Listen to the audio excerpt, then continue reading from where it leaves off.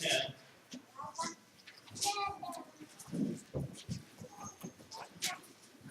We'll read verses 1 through 21. And it dawned on me after I prayed for Larry, so I have to apologize. I was on a sticky note, not on my prayer sheet. The sticky note's the same color as the bulletin, and it blended right in. And so I prayed for Larry and his wife too. And so, but in John 10, 1 through 21, Jesus says, I tell you the truth. The man who does not enter the sheep pen by the gate, but climbs in by some other way, is a thief and a robber. The man who enters by the gate is the shepherd of the sheep. The watchman opens the gate for him, and the sheep listen to his voice. He calls his own sheep by name and leads them out. When he has brought out all his own, he goes on ahead of them, and his sheep follow him, because they know his voice. But they will never follow a stranger. In fact, they will run away from him because they do not recognize a stranger's voice. Jesus used this figure of speech, but they did not understand what he was telling them. Therefore Jesus said again, I tell you the truth, I am the gate for the sheep. All who ever came before me were thieves and robbers, but the sheep did not listen to them. I am the gate. Whoever enters through me will be saved. He will come in and go out and find pasture. The thief comes only to steal and kill and destroy. I have come that they may have life and have it to the full. I am the good shepherd. The good shepherd lays down his life for the sheep. The hired hand is not the shepherd who owns the sheep. So when he sees the wolf coming, he abandons the sheep and runs away. Then the wolf attacks the flock and scatters it. The man runs away because he is a hired hand and cares nothing for the sheep. I am the good shepherd. I know my sheep, and my sheep know me. Just as the Father knows me, and I know the Father. And I lay down my life for the sheep. I have other sheep that are not of this pen. I must bring them also. They too will listen to my voice, and there shall be one flock and one shepherd. The reason my Father loves me is that I lay down my life, only to take it up again. No one takes it from me, but I lay it down of my own accord. I have authority to lay it down and authority to take it up again. This command I received from my Father. At these words the Jews were again divided. Many of them said, he is demon-possessed and raving mad. Why listen to him? But others said, these are not the sayings of a man possessed by a demon. Can a demon open the eyes of the blind? Anybody who really knows me knows that I have a lot of idiosyncrasies and pet peeves. I've got a lot of weird things you have to know. So I don't know what that means exactly, but a lot of things get on my nerves. I do a lot of things a certain way. While I'm doing something, you'll hear me say I have a system. Even if it's something I've never done before, I'm doing it for the first time, I still have a system. Now, I'm not pushy about it. I don't try to impose my systems on other people, but you probably have to ask them about it. Yeah, maybe I do, but I don't know as though I'm always right, but nevertheless, I have a system that works for me, a way of being that I'm comfortable with. And you do too, if you're honest with yourself. Everybody has a way of doing things. Everyone has idiosyncrasies and systems and pet peeves, things that get on your nerves. If we could get all around the room and say, what are the things that get on your nerves? We would probably have a lot of duplicate things on our list, but some things that get on my nerves, you may never even notice. And some things that get on your nerves, I probably don't even notice.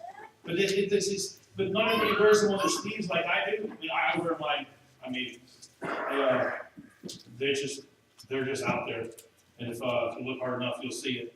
But they're lurking just beneath the surface. And one of my biggest pet peeves has to do with space.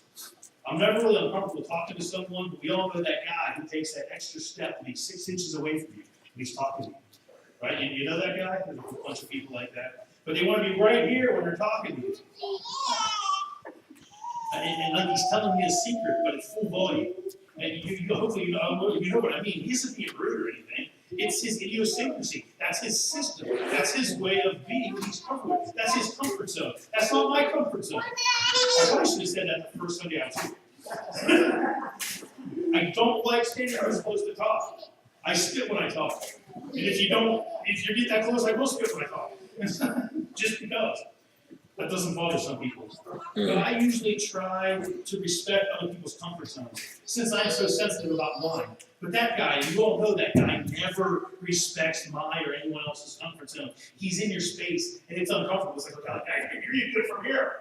Okay? And people like me don't like people in their personal space. And I gotta be honest with you, I've never talked to anybody who said, yeah, I really like it when somebody gets 6 inches away from my face and talking. I love it. It's what I'm hoping everybody, I wish everybody would do that. It really makes me feel at ease, like they care about me when they get in my space. I like smelling people's breath when they talk. You know? I wish more people could get that close. And you don't hear anybody say that, do you? Those aren't words you hear people say. I want people in my space. Some people's personal space is bigger than others. I usually tell people I need this much room, 3 feet, 3 feet, 2 to 3 feet. Then I'm good. You know, I talk with my hands. I typically tell wedding photographers when they ask, where can I go to take pictures? Anywhere, just don't get within range, okay? Because if you sneak up behind me, I'll smack you. On purpose or by accident. I'll make it look like an accident. You know? Open hand, probably accident. Closed hand, definitely not an accident. But then there's those people who like to hug. That's not me either. Unless you're at a funeral home, or it's a planned hug, and I don't really know how we define planned hug. I don't really like spontaneous hugging. But your huggers of the world always seem to expect us non-huggers to indulge in because I'm a hugger and you have to hug me. It's just like, oh, everybody wants to hug me because they want to hug everybody. Well, I'm not a hugger. And it's nothing personal. Just so as to not hurt their feelings, we non-huggers always have to kind of acquiesce and let the hugger do your thing and kind of like, okay, because after a funeral, I smell like 500 different kinds of perfume. Because every little old lady has to give me a hug. It's like, I don't smell good because 15 different perfumes mixed together just doesn't work. No one cares about the feelings of us weirdos who have issues with personal space, do they? And that's okay. So what do people like me think about today's passage? Because Jesus came to invade our personal space. He came to be in our personal space. He wants our space to be his space. He wants our heart to be his heart. He has climbed into our sheep pen. And it makes some people uncomfortable because he's in our personal space. We got to do something about it. John 10, 1-5 says, and I want you to hear it again, I tell you the truth. The man who does not enter the sheep pen by the gate, but climbs in by some other way is a thief and a robber. So there's only one way into the sheep pen. The man who enters by the gate is the shepherd of the sheep. The watchman opens the gate for him, and the sheep listen to his voice. He calls his own sheep by name and leads them out. When he's brought out all his own, he goes ahead of them.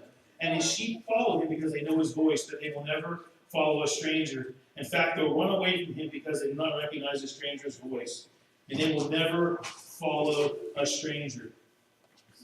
Prior to this passage, Jesus tries to explain to them what it's like to be blind.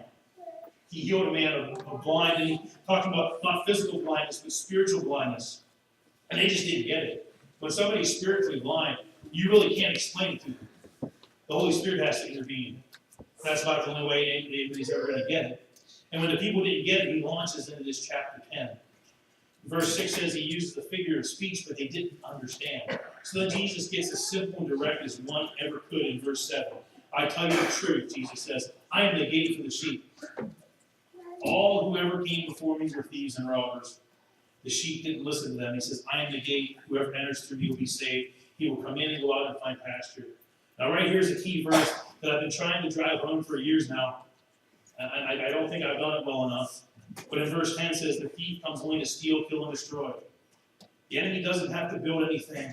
He has 3 goals when he comes to the kingdom of God. Steal, kill, destroy. He'll stop at nothing to do those 3 things. Even sometimes making you look like he's on your side.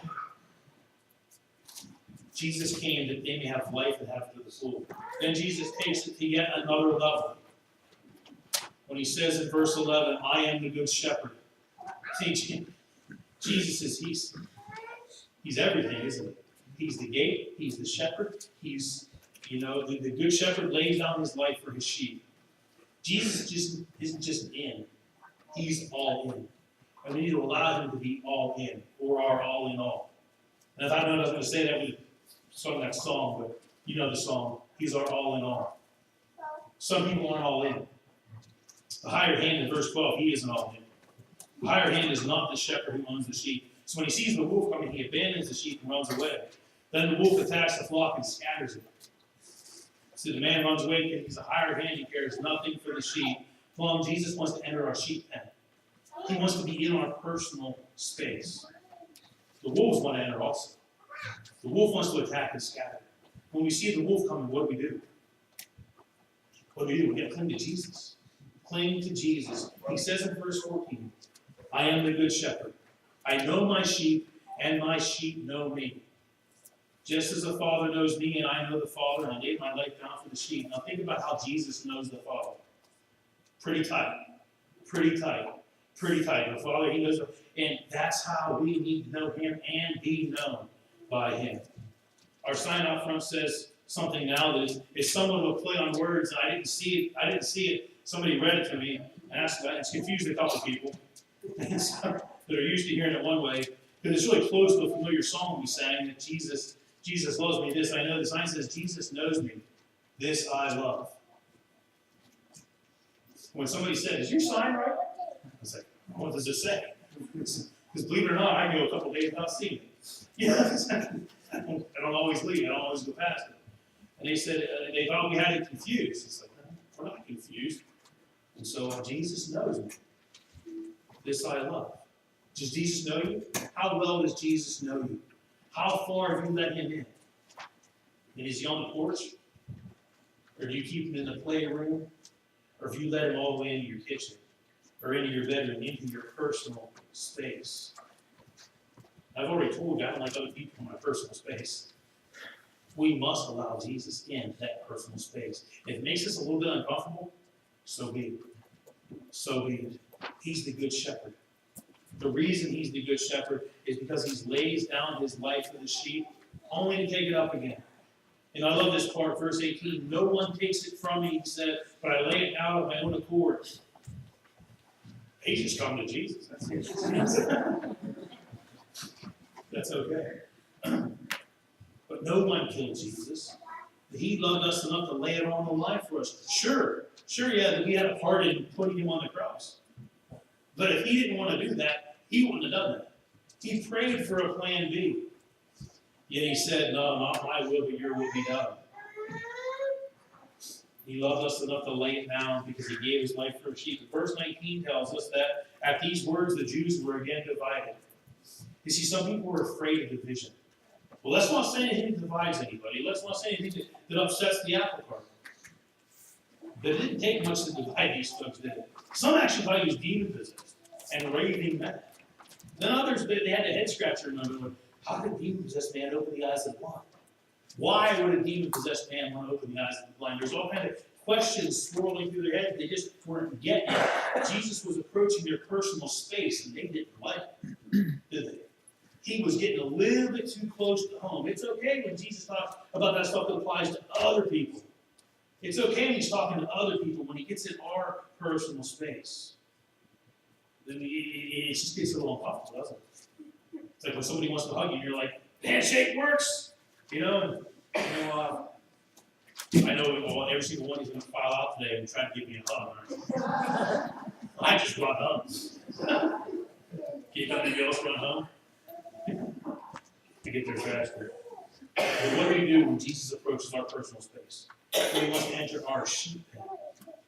You do realize He's earned the right to be in my personal space because He died for me. Jesus knows me. And this I love. He's earned the right to enter your personal space too. Have you let Him in? Does He know you? Do you love it? What about us, Plum? Jesus wants to be in our personal space. Does He know us? And do we love it? Let's pray. Father God, we pray that You would indeed know us. Lord, You do know us. Help us to know You more. It doesn't matter how much we know. Lord, if we don't know You, we don't know nothing. We pray, Lord, that we would know You would know us. Lord, enter our sheep pen. Come on in. Look us right between the eyes and tell us what we need to hear. Fill us with Your Spirit, Lord. Be in our personal space, and if that bothers us, get us over it. Let us get over it. Fill us with Your Spirit, Lord. Fill us so full that we know You, that we know You, and You know us. Lord, that's why You came. Lord, bless us, Lord, and walk with us as we walk with You, and be here in Your name. Amen.